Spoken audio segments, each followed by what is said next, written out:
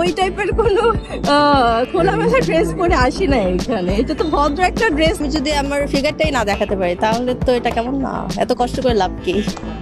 আপু আপু কেমন? হ্যাঁ হ্যাঁ না নো নো উল্টা পাল্টা জায়গায় আপনার ক্যামেরা ধরে না, আপনার জন্য লম্বা লম্বা গেঞ্জি পরা লাগতেছে, বুঝছেন? আর খুঁজেও পাইলে পারলে বোরখা পরে ফেলতাম। এই যারা ভিডিও সামনে আসে পিছন থেকে পাশার ভিডিও নিয়ে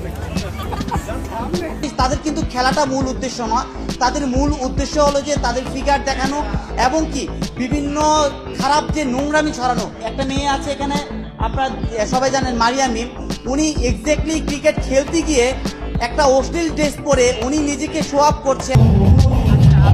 এখানে আমি প্র্যাকটিসে আমরা যা খুশি তা পড়বো, সেটা তো বারবারই বললাম, ইটস মাই চয়েস।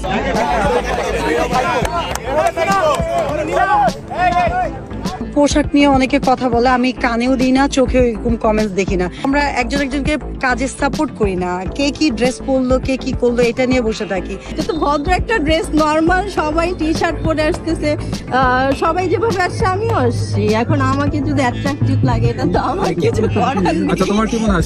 আপনারা একটু ঠিকঠাক মতো পড়লেই হয় কাপড়, এটাও আবার কমেন্ট করবে।